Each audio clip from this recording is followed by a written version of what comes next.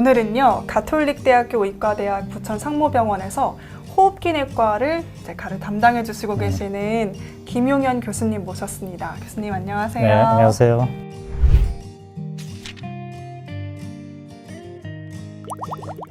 일단 오늘 제가 말씀드리는 건 특발성 폐섬유증이라는 병에 대해서 이야기를 할 건데요. 그거 이제 어떤 다양한 원인에 의해서 폐가 딱딱하게 굳어지면서, 원래 폐는 이제 산소하고 이산화탄소를 교환해갖고 우리가 숨을 쉬게 하는 기관이잖아요. 근데 그 장기가 이제 딱딱해지고 섬유화되면서 그 기능을 잃어버려가지고 나중에는 이제 숨이 차고 문제가 생기는 질환이라고 생각하시면 됩니다. 폐가 점점 딱딱해지는 네. 질환인 거네요.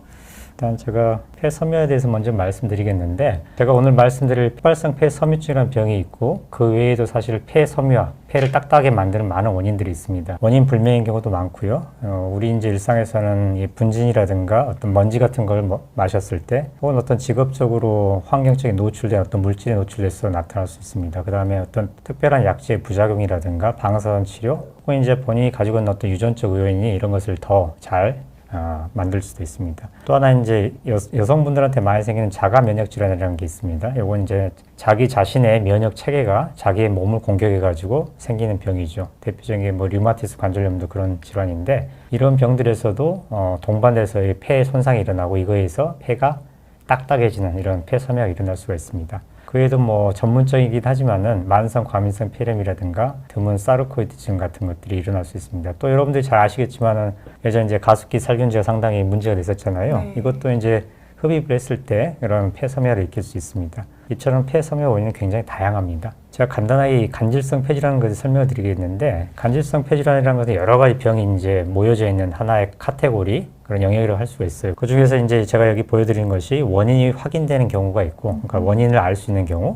그 다음에 원인을 알 수 없는 경우가 있습니다. 특발성이란 말을 하게 되는데, 이 특발성이란 말 자체가 원인을 잘 모른다, 이럴 때 붙이는 용어라고 생각하시면 되고요. 네. 아까 말씀드렸던 약물이라든가 직업적이나 공해 같은 노출돼서 생기는 확인되는 경우를 있는데, 일단 이런 것들을 이제 배제하고 나서 우리가 이제 현재 오늘 관심 있는 이런 질환에 대해서 우리가 진단을 하게 됩니다. 그다음에 이쪽에 이제 제가 보여드린 질환들은 굉장히 드문 질환이라 이런 게 있구나 정도만 아시면 될 것 같습니다. 그래서 이제 폐섬유화가 어떻게 되느냐. 폐는 여러분들 다 아시다시피 양쪽에 이렇게 양측성을 있잖아요. 안에 폐포라는 허파과리가 있습니다. 공기가 들랑달랑 하는 곳이죠. 허파과리와 꽈리 사이에는 간질이라는 게 있습니다. 간질은 폐포와 폐포 사이의 공간이라고 생각하시면 되는데, 여기가 이제 섬유하게 되면 공기가 들랑달랑해서 산소가 교환되는데 장애가 생기게 됩니다. 이 부분에 섬유가 생기는 그런 병을 다 간질성 폐질환 이렇게 이야기하시면 되고, 그 중에서 특별한 병 중에 하나가 특발성 폐섬유증인 거죠.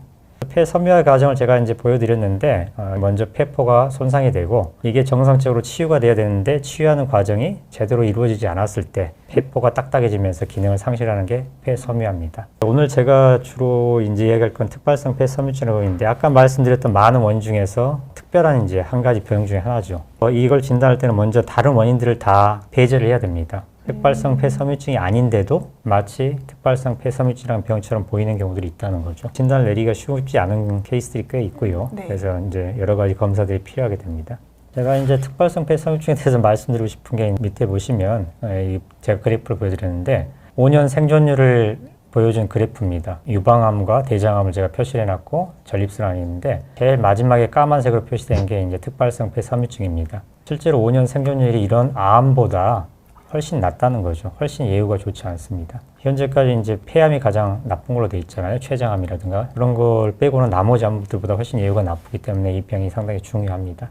특발성 폐섬유증의 가장 문제가 일반 사람들에 비해서 폐암의 발생률이 굉장히 높습니다. 그래서 환자분들이 검사를 할 때 가장 중요한 것 중에 하나가 이 병의 진행도 보는 거 중요하지만은 폐암이 자주 생기기 때문에 폐암이 생기냐 안 생기냐 이걸 보는 게 상당히 중요합니다. 이 질환 자체가 꼭 폐암으로 변화한다고 보기는 어렵지만은 네. 특히 이 병이 있는 분들이 위험도가. 위험도가 훨씬 높아져서 잘 생기는 걸로 되어 있습니다. 먼저 이제 특발성 폐섬유증을 일으키는 원인은, 특발성 아까 제가 말씀드렸잖아요. 원인을 모른다 그랬는데, 현재까지 여러 가지 이제 조사에 의하면 아직까지 정확한 원인은 모르지만은 담배를 핀다든가 나이가 드는 과정, 노화, 혹은 직업적으로 어떤 바이러스 감염, 어떤 환경적인 공해도 연관성이 있을까라고 알려지고 있습니다. 추측이 되는 겁니다. 어떤 분들은 이제 가족성이 있어가지고요. 형제분들 중에 예를 들어서 한 분이 특발성 폐섬유증이 생겼는데 다른 형제분들 중에도 같이 생긴 경우를 볼 수 있습니다. 그래서 유전적 요인도 관계랍니다. 어쨌든 이런 다양한 원인들이 연결이 돼가지고 생기는 걸로 알려져 있습니다. 네.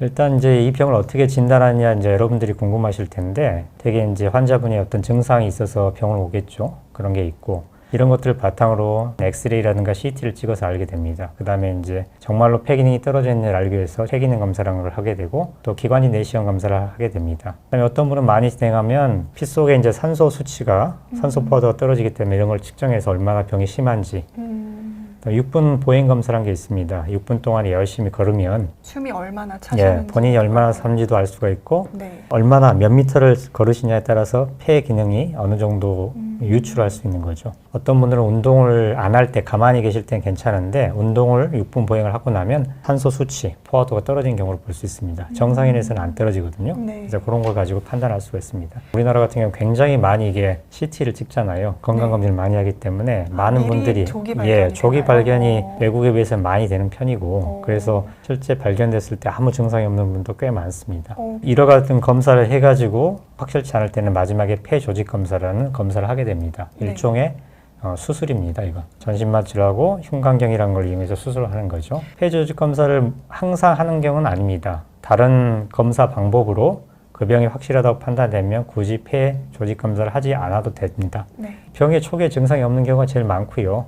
기침이라든가 제일 흔한 것은 이제 숨이 차다는 거죠. 그 다음에 신체 검사 가끔 보면 이제 흔하진 않지만 어떤 분은 이제 곤봉질하게 해가지고 네. 손가락 끝이 이렇게 약간 통통하게 말투를- 개구리 손처럼 이렇게 그런 걸 곤봉질하게 하는데 이런 게 나타날 수도 있습니다. 혹시 이런 게 보이시면 한번 물론 다른 병에서도 나타날 수는 있지만은 혹시 내 손이 이러하다 그러면은 예. 병원을 한번 한번 체크해 방문을 보시는 게 해보시는 것이 좋을 것 같아요. 그다음에 이제 대개는 이제 사진을 알고 되는데 그 중에서 가장 중요한 것은 고해상도 CT, 우리가 HRCT라 그러는데 이 CT가 진단에 아주 필수적입니다. 반드시 해야 되는 검사고요. HRCT라는 것은 쉽게 말하면 이제 폐를 사진을 찍을 때 굉장히 얇게 단면을 얇게 잘라서 볼 수 있게 하는 CT라고 생각하시면 돼요. 폐상도가 높은 거죠. 네. 예. 사진 하나 보여드리면 여기 이제 왼쪽에 있는 엑스레이 사진은 정상인데요. 네. 폐는 이제 공기가 차 있으면 이렇게 까맣게 보입니다. 이렇게 까맣게 보이는데 분은 이제 폐섬유화증 일어난 환자분 건데 이렇게 하얗게 뭔가 끼어 있는 것처럼 전반적으로 있잖아요. 네. 이런 걸 가지고 할 수 있고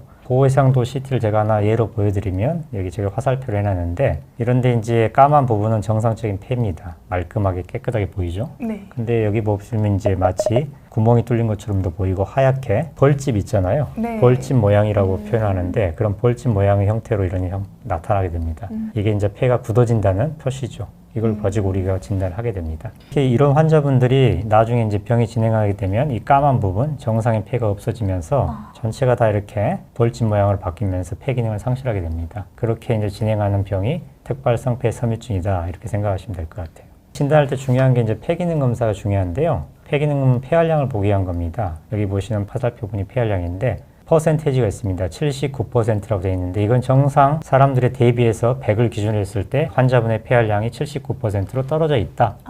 이런 걸 알 수 있는 겁니다. 그래서 이 폐활량을 가지고 병이 얼마나 진행했냐, 심하냐 이런 걸 이제 판단하는 근거가 되기 때문에 반드시 필요한 검사입니다. 또 하나 이제 기관지경 검사가 있는데 기관지경은 사실 뭐 내시경과 똑같죠. 위내시경처럼 내시경을 기관지를 통해서 폐 안까지 들어가는 겁니다. 이런 이제 조직 검사라는 도구를 이용해서 하기도 하죠. 특발성 폐섬유증 같은 간질성 폐질환을 할 때는 기관지 폐포 세척술이라는 것을 하게 됩니다. 기관지경이라고 내시경이 들어가 있고 폐 안으로 생리식염수를 폐 안에 집어넣습니다. 그리고 이 생리식염수를 한번 씻어내가지고 이걸 다시 빨아들여가지고 이 생리식염수 안에 있는 세포를 검사하게 됩니다. 이런 것들이 이제 진단에 조금 도움을 줄 수가 있어 시행됩니다. 그 다음에 이제 마지막으로 확진한데 제일 중요한 건 폐 조직 검사입니다. 폐 조직 검사는 현재는 이 흉곽경이라는 내시경을 이용해서 검사를 합니다. 옛날에 이제 폐를 조직 검사를 하면 폐를 열었죠. 가슴을 열었을 때 개용을 했었는데 절개를 했는데 요즘 그렇지 않고 이 갈비뼈 사이에 조그만 구멍을 내 가지고 거기다 내시경을 집어넣어서 검사를 하게 됩니다. 요거 이제 사람이 옆으로 뭐로 이렇게 누워 있다고 그렇게 보시면 돼요.